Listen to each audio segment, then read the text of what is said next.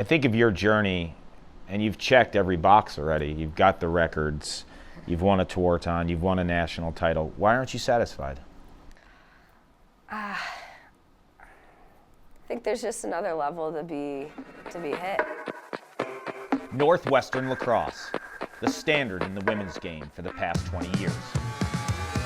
8 national championships, 14 Final Fours, 6 Tewaaraton trophies have the lacrosse world chasing the women in purple on Lake Michigan. The accomplished greats from the program's past seem to be hard to match for those currently playing for the legendary head coach, 𝐓𝐇𝐄 𝐋𝐀𝐂𝐑𝐎𝐒. Enter IZZY SCANE, a game-wrecking senior from north of Detroit, far from traditional hotbeds of the sport. What can't be measured is her competitiveness, athleticism, grit, and skill. When IZZY decided to stay in the Midwest to play college lacrosse, she joined a program that hadn't won a title in 7 years, or had the nation's best player for 8 seasons, a drought for Northwestern standards. In 2023, the Cats were back and won it all, with IZZY scoring a program record 99 goals and winning the Tewaaraton Trophy. Now it's 2024, and she embarks on her final chapter and is on the fringe of smashing NCAA goal-scoring records. The biggest driving force for IZZY is simple, going back-to-back and reminding the lacrosse world that Northwestern can win another championship when everyone is pursuing what they have. The best player in the game and the 2024 version of the Lake Show are on the brink of all-time greatness. Take advantage of every moment. All right, guys? Woo! 1, 2, 3, together!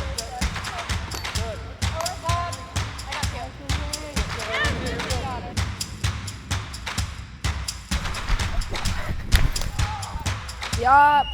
Good luck, Aaron.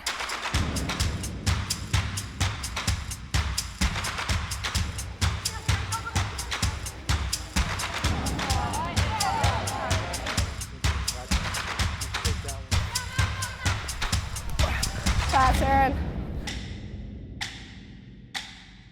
Every elite player has something about them on the field. What is it about her stylistically? She has the ability to move her body and turn and adjust like someone who's compact, but she's so explosive and strong and big that just what makes her such a challenging person to deal with.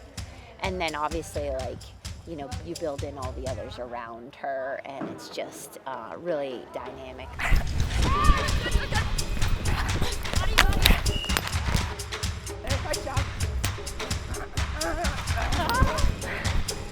Nice finish, Leah.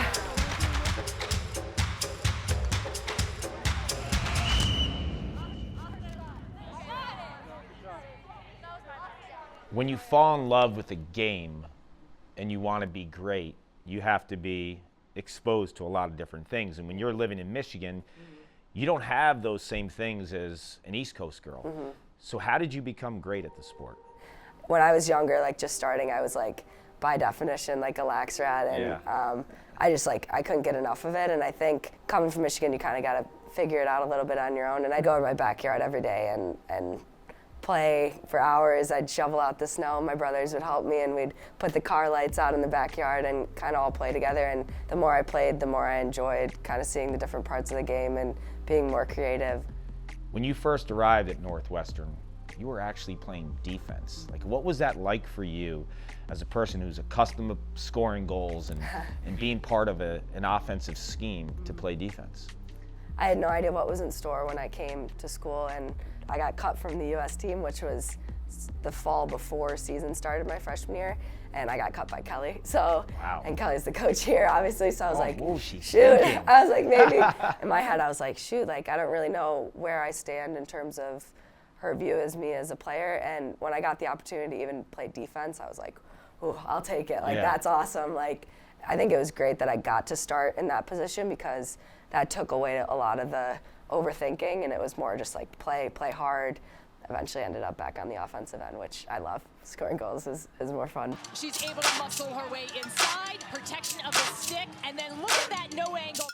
If you could parachute onto the field and you have the flexibility to do any dodge, what is it? I think my favorite is, I learned it from boys lacrosse, actually. I was watching a kid who used to be really smooth with it, and it basically looked like he was making one dodge, but it's basically 2 dodges in one. So a lot of the time I'm forced towards the alley, so I have learned to kind of work with that. So basically what I like to do is I come up and I like to do a face dodge first to get him off, and then you do a split dodge after the initial face dodge, get him on your back, and then you're cutting in and shooting. But the initial dodge, it's like a 2-parter, but if you do it smooth enough, it kind of looks like 1 dodge. So it's like the face into a split dodge, and then you cut in and get your hands free. Are you actually using your body a lot there on the defender? Yeah, so you can feel as soon as I start going towards my left hand, I can feel you punching on my hip.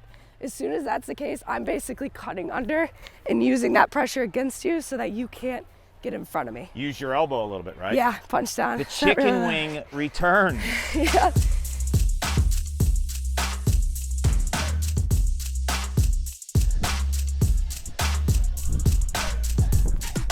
Man, good luck guarding that. Show me what's really important from a shooting perspective. So you do that move. Yep. Face dodge split. Yep. And then here, I close your overstep. I close your front side out. So you're going to come back as a shooter. What are you doing here as a shooter? A really important thing here is that I get low, because that way I can really punch off this leg and create separation from you. So I'm punching towards the middle of the field.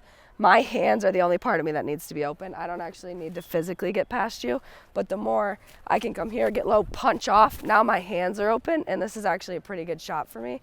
Even with the pressure on my backside, I can kind of decide where I want to shoot with my hands free towards the center. It's a different thing, obviously, if there's pressure, but that's when you kind of see the feeds opening backside anyways. So when you roll back right away, you have to recognize, am I the shooter or the passer? Yes. Like that instant. You can see if a defender's flying at you, or if you kind of have a little bit more space towards the middle, then I'm probably going to go for the shot. But yeah, split-second decision. Sometimes it's a tight one.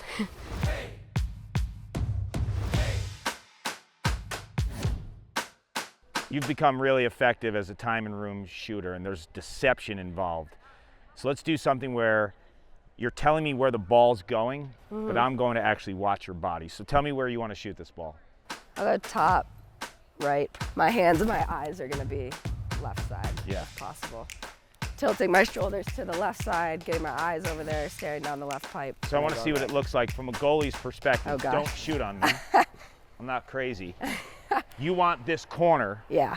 And like Here. right now, I see your eyes and I see your shoulders. I'm thinking this corner or this side of the net the entire time. Yeah. And then my hands are up and over, and I'm going. That's interesting because a lot of shooters, men's or women's shooters, they need they need their body and their base and their core to be set, and then they have options. So like they'll have that set core, and then they'll shoot, and their release points will change. Your body actually changes as opposed to your release point. You don't need to be using your stick a crazy amount. You just have to get your shoulders pointing a certain direction. So even if I have my shoulders pointing up and then I'm aiming low, it's the same thing. Anything that's gonna bring the goalie a little bit out of the space I want her in, the better it's gonna be.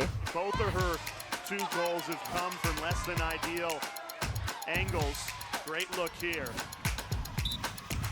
Rears back, fires and scores! You know it's coming! You still can't stop it! Everyone loves watching you play offense. I also love watching you ride and redefend. You're an absolute pit bull. And I know you played defense before too. When you were a freshman at Northwestern, you played on that end.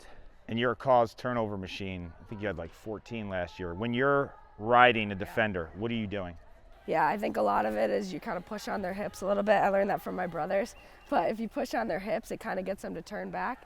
And as soon as you're turning back and I'm just keeping pressure on, and I don't mean this in a bad way towards defenders at all, but most of the time defenders don't want the ball on their stick anyways. Yeah. So the more you can just get pressure on them, the more especially if they roll back to their offhand. Exactly. The more uncomfortable they're getting, they're in their offhand, they're Turnover. trying to find someone 40 yards down the field. So it's helpful. And I think also if you get caught behind them, which a lot of the times you do, it's all patience, knowing someone's going to be coming up to start defending you. And then when that happens, that's when the stick kind of punches back, and it's my opportunity to get the check off. You know which play I'm thinking about there? Denver, maybe? Yeah, semifinals. That was a clean one. I usually am not that clean, but that was a nice one. There's Bohai again, quick off her line. A couple of times she's made an interception. Scane picks the pocket cleanly of Sam Thacker. So you're at the top of everyone's scouting report.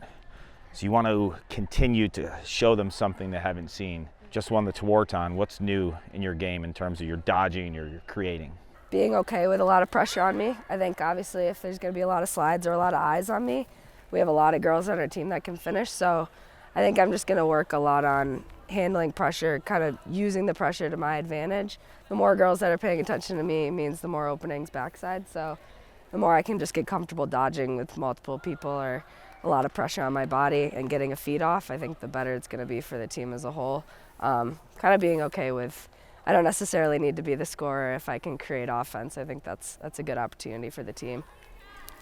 When someone watches IZZY SCANE now, if it's a younger girl in California, Michigan, or Connecticut, what do you want them to say about you as a player? What would be important for me would be people seeing me as a player that really loves what she's doing, someone that really loves the people around her. We all chose to play a team sport at the end of the day for a reason. Like, it's not an individual sport, it's a team sport, and if anyone can look at me and be like, she's pushing this hard and she's doing everything she's doing for the people around her, less so than herself, I think that would be kind of a good legacy to leave. Not only with the girls that I play with, but just girls watching as well. I think it's important to see the level of care that goes into team sports, and yeah, I don't know, someone who just enjoys the game, who pushes to be a better player and a better teammate and has fun while doing it, I guess. Her today is going to someone who, I don't really know how else to describe her, but a dog. Like, on and off the field, she just grinds so hard, and she's someone I know if there's a 50-50 ground ball, she's not losing it. So it's Sam Smith. You're a dog. Together.